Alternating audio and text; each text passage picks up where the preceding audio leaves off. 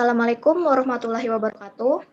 Kami di sini dari kelompok pertama ingin mempresentasikan diskusi dari kelompok kami, yaitu dengan topik strategi dan implementasi SDG Zero Hunger pada masa pandemi COVID-19. Sebelumnya, izinkan saya untuk memperkenalkan diri saya dan kelompok saya terlebih dahulu. Perkenalkan, nama saya Anindya Aristawati, kemudian ada Ayu Zerina Putri, kemudian ada Aulia Putri Reski, ada Nabila Ratu Rizky, Dia Putri Ramadhani, Korin Nabila, Sri Handayani, Justika, Febria, dan juga Endah. Dan selanjutnya kami akan mulai membahas mengenai latar belakang yang akan disampaikan oleh saya.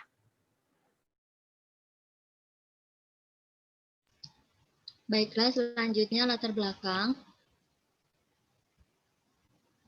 Di sini saya akan membahas tentang Millennium Development Goals dan Sustainable Development Goals. Sebelumnya, Millennium Development Goals atau disebut MDGs adalah sebuah paradigma pembangunan global yang memiliki program pembangunan nasional dalam upaya menangani penyelesaian terkait isu-isu tentang hak asasi manusia.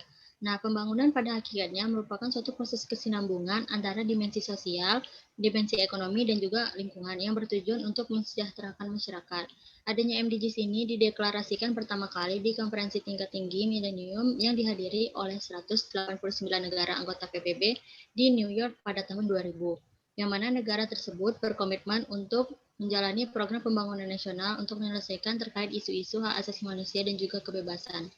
Pembahasan di MDGs ini memiliki 8 poin pokok, salah satunya ialah masalah kemiskinan dan kelaparan. Adanya MDGs ini juga berlangsung sejak tahun 2000 dan berakhir pada tahun 2015. Selanjutnya yaitu Sustainable Development Goals atau SDGs, yaitu kelanjutan dari adanya MDGs yang merupakan kerangka pembangunan yang berkaitan dengan perubahan situasi dunia, di mana SDGs ini merupakan kelanjutan dari adanya MDGs. Nah, SDGs ini pertama kali didiskusikan pada United Nations Conference on Sustainable Development pada tahun 2000 dan dideklarasikan oleh 193 negara. Nah, adanya SDGs ini merupakan kerangka pembangunan baru yang mengakomodasi perubahan kerangka pembangunan yang berkaitan dengan perubahan situasi dunia. Adanya SDGs ini memiliki 17 poin, di mana poin kemiskinan dan poin kelaparan di situ dipisah dan agar lebih terfokus. Selanjutnya itu 3 pilar indikator dalam konsep pembangunan, yaitu Human Development, Social Economic Development, dan Environmental Development. Human Development atau berfokus kepada pembangunan manusia atau pemberdayaan manusia dalam ruang lingkup sosial. Sedangkan Economic Development yaitu pembangunan terhadap ekonomi, di mana pembangunan terhadap ekonomi tempat atau daerah-daerah dan wilayah-wilayah yang masih ke latar belakangan. Sedangkan Environmental Development yaitu berfokus kepada lingkungan, keanekaragaman hayati, baik tumbuhan dan juga hewan. Selanjutnya akan dibahas oleh teman saya.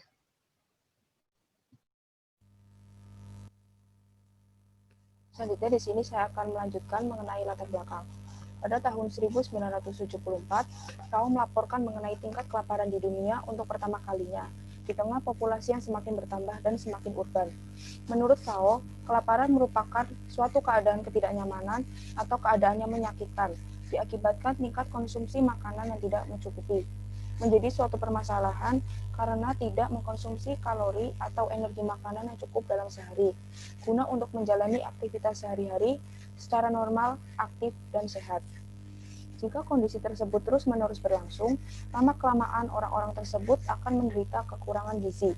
Sebagai contohnya, kasus kelaparan dan kasus gizi buruk di negara kawasan benua Afrika dan benua Asia yang masih banyak terjadi. Kelaparan menjadi suatu persoalan klasik yang sudah lama terjadi dan dihadapi oleh banyak negara, terutama di negara berkembang.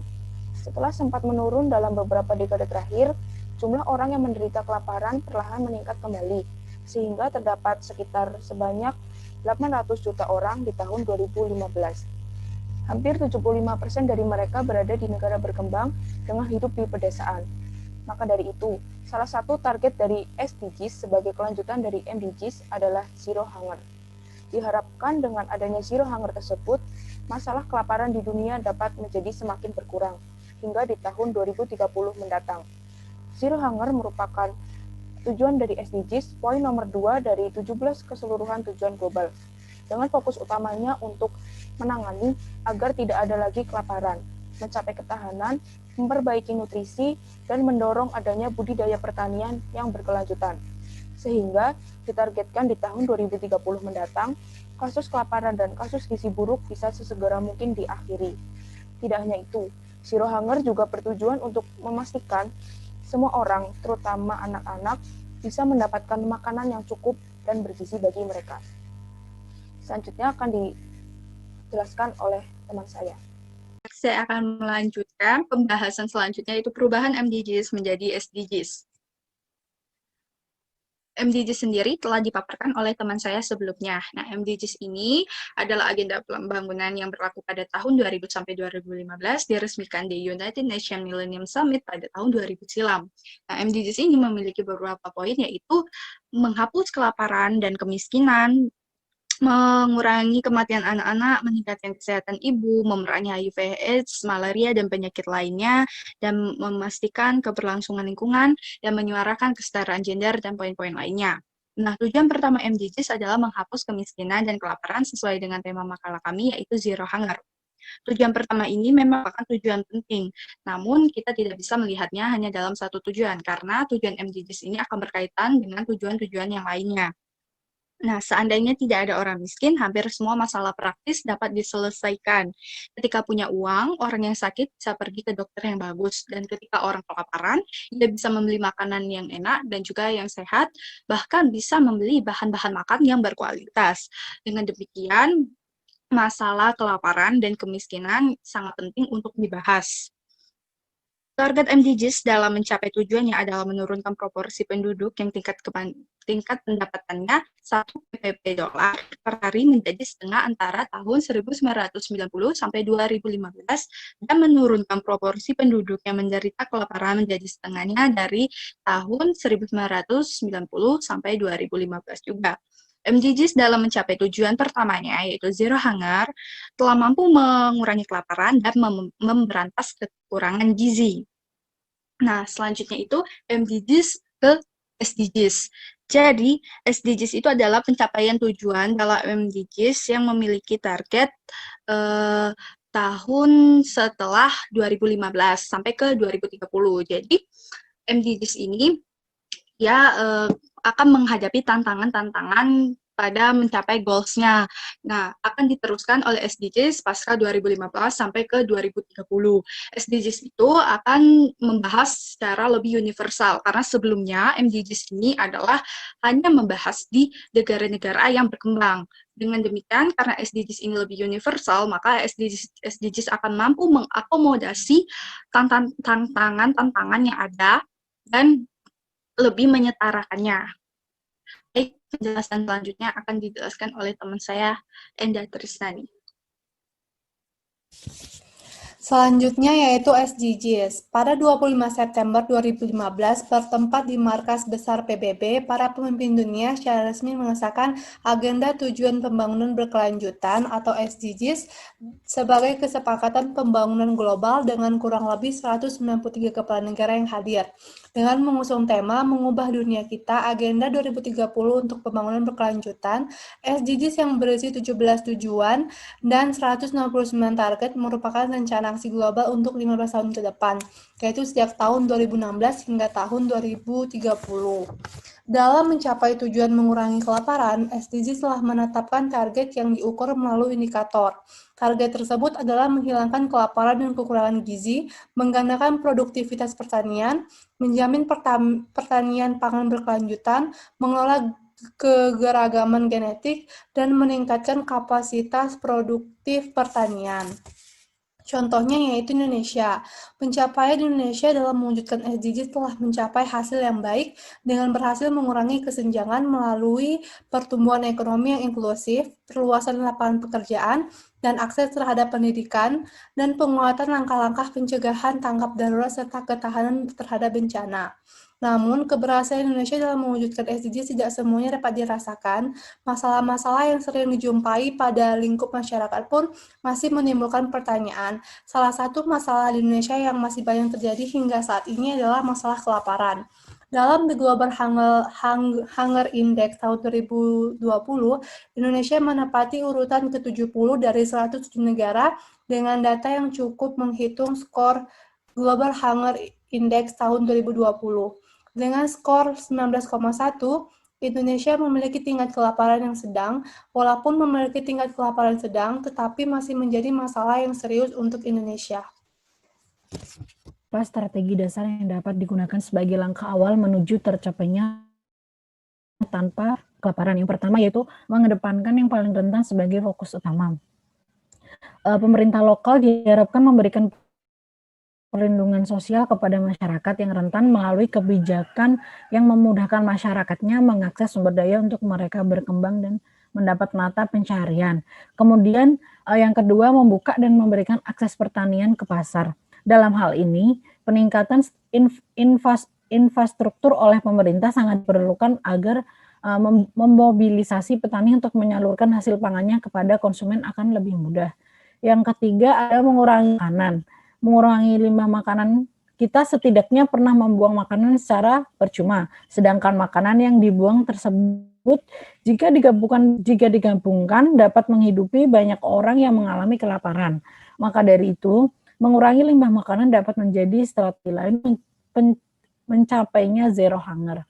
Strategi selanjutnya akan dijelaskan oleh teman saya.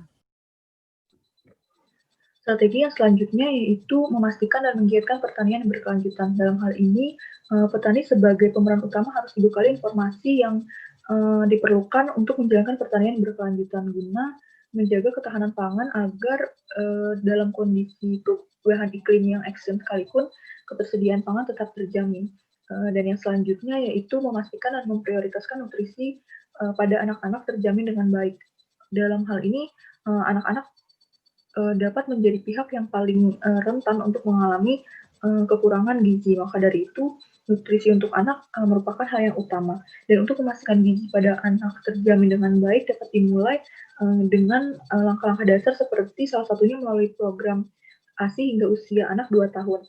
Selain strategi-strategi tersebut, negara-negara juga dapat membuat strategi lain menggunakan kebijakan dan program-program tertentu yang menyesuaikan dengan kondisi dan keadaan di negaranya. Sebagai contohnya adalah Indonesia, di mana Indonesia sendiri memiliki beberapa kebijakan terkait pangan seperti Undang-Undang Nomor 18 Tahun 2012, kemudian Peraturan Pemerintah Nomor 17 Tahun 2015 yang mengenai ketahanan pangan dan gizi, serta Peraturan Presiden Nomor 83 Tahun 2017 tentang kebijakan strategis pangan dan gizi, yang mana dapat dijadikan sebagai landasan atau acuan untuk mencapai tujuan tanpa kelaparan dan ketahanan pangan. Selain itu, Indonesia juga memiliki beberapa lembaga yang menangani dan mengawasi seputar pangan, seperti Badan Ketahanan Pangan dan Dewan Ketahanan Pangan.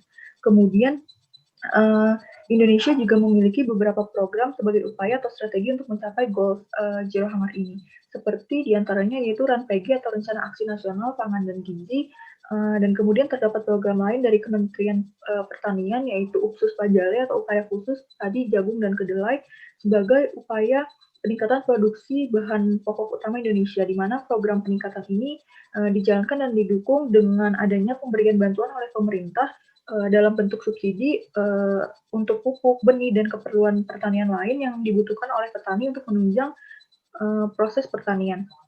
Selanjutnya akan dilanjutkan oleh teman saya.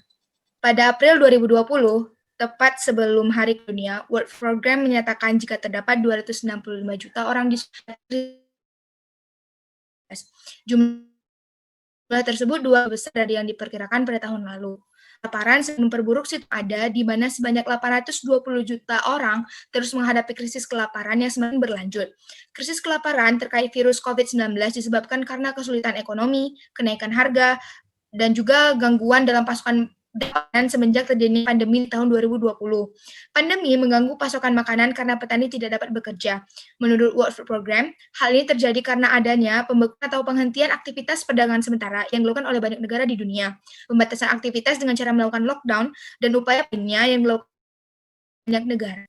Hal itu telah membuat banyak bisnis tidak bisa beroptimal, sehingga mengganggu ekonomi sebuah negara.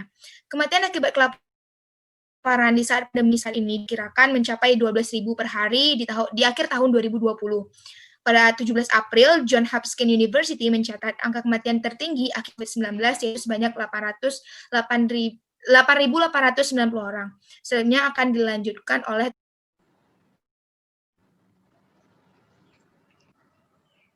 Baik, saya akan melanjutkan penjelasan dari teman saya, di mana sejak pandemi COVID-19 menyerang negara-negara di dunia, maka tentu saja hal ini menghambat pencapaian SDG Zero Hunger yang direncanakan oleh negara-negara anggota PBB untuk dapat berhasil pada tahun 2030.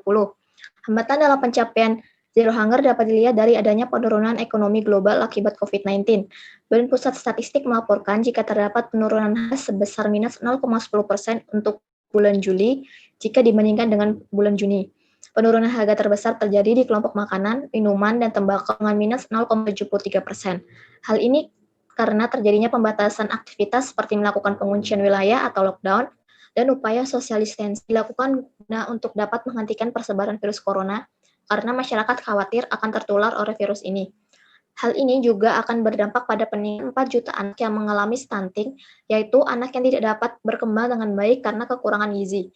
Kemudian, IMF juga memperkirakan penurunan 4,9% dalam PDB global di tahun ini. Selain itu, The World Food Programme juga memperkirakan bahwa jumlah orang tanpa akses ke makanan cukup aman dan gizi dapat bertambah hampir 2 kali lipat di tahun ini. Sebelum adanya pandemi COVID-19, telah diperkirakan jika ada 7 juta balita yang mengalami penurunan berat badan dengan cepat atau yang biasa disebut dengan wasting dari tingkat sedang hingga parah, yang sebagian besar berlokasi di Afrika dan Asia Tenggara. Saat ini, karena adanya lockdown di sejumlah wilayah, menyebabkan terganggunya bantuan vital dalam perdagangan internasional. Ini karena adanya lockdown di sejumlah wilayah dan juga social distancing yang dilakukan oleh masyarakat karena mereka khawatir akan tertular virus corona yang menyebabkan permintaan. Dalam jurnal medis The Lancet menunjukkan pasokan makanan di 118 negara miskin dan berpenghasilan menengah mengalami penurunan, sehingga menyebabkan wasting akibat kekurangan gizi untuk anak di bawah 5 tahun dan akan mengalami peningkatan sebanyak 14,3% yang setara dengan 6,7 juta kasus tambahan. Kekurangan nutrisi pada usia balita yang disebabkan oleh dampak pandemi akan menciptakan konsekuensi pada pertumbuhan dan perkembangan anak, serta memiliki dampak buruk pada bidang pendidikan, risiko penyakit kronis, dan pembentukan sistem jaringan tubuh secara keseluruhan. Skenario terburuk yang disebabkan oleh COVID-19 akan menyebabkan 5% anak kecil kekurangan asupan nutrisi dan juga layanan perawatan yang akan berpotensi pada 180.000 jiwa meninggal dunia di tahun ini. Pandemi juga menyebabkan 140 juta orang akan masuk ke dalam kemiskinan ekstrim yang akan hidup dengan kurang dari Rp27.000 dalam sehari. UNICEF juga memperingatkan jika 100% layanan nutrisi pada anak-anak di negara yang telah mengalami krisis kemanusiaan akan terganggu. Dalam surat terbuka yang ditandatangani oleh Kepala Organisasi Kesehatan Dunia atau WHO, yaitu Tedros Adhanom Ghebreyesus, berisikan kondisi dari dampak ini dapat minimalisir jika melakukan penambahan anggaran bantuan dengan minimal 2,4 miliar US dollar untuk dapat melindungi anak-anak yang berisiko kekurangan gizi. The Food Programme juga memperkirakan jika terdapat sekitar 45 juta orang yang berada di kawasan Afrika Selatan mengalami rawan pangan yang akan menyebabkan kelaparan.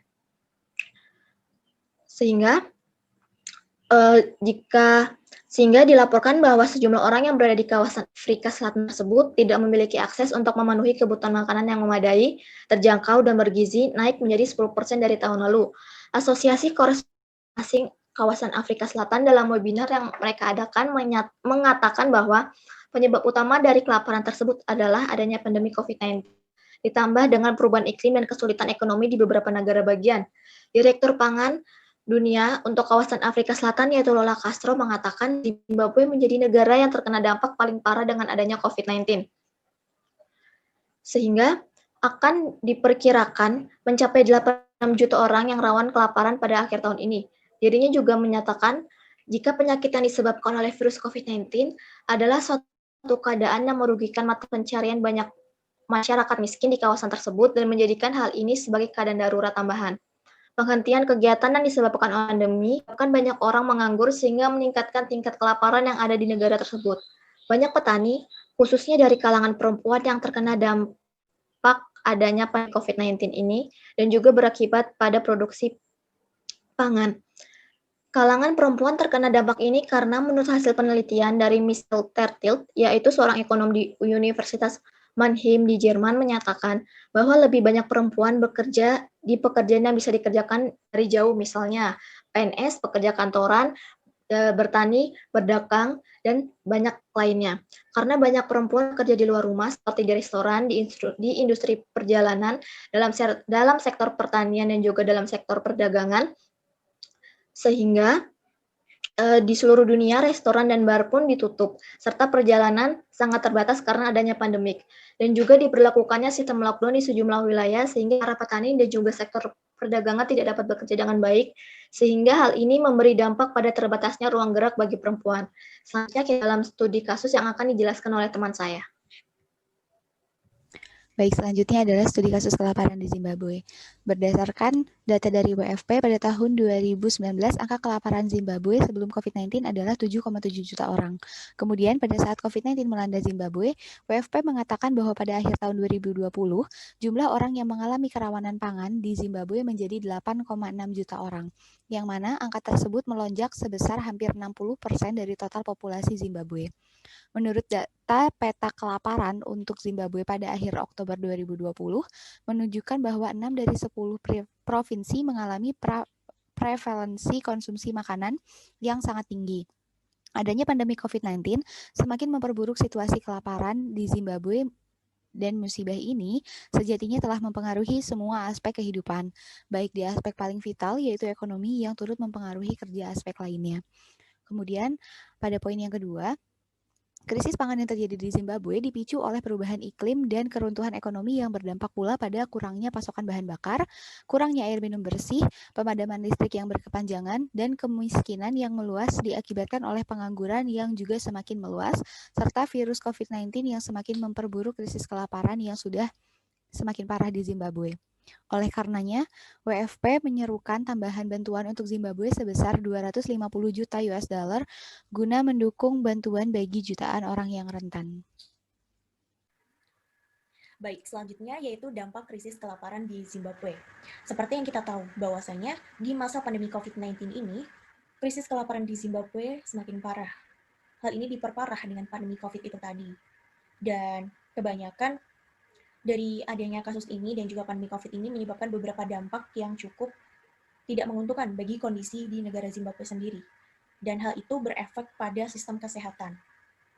Salah satunya seperti tingkat metabolisme yang rendah, di mana di sini dari total populasi penduduk Zimbabwe yang mencapai hampir 14,4 juta orang, 5,9 orang itu tidak dapat mengkonsumsi makanan yang mencukupi. Sehingga hal ini memberikan metabolisme tubuh penduduk Zimbabwe itu berkurang.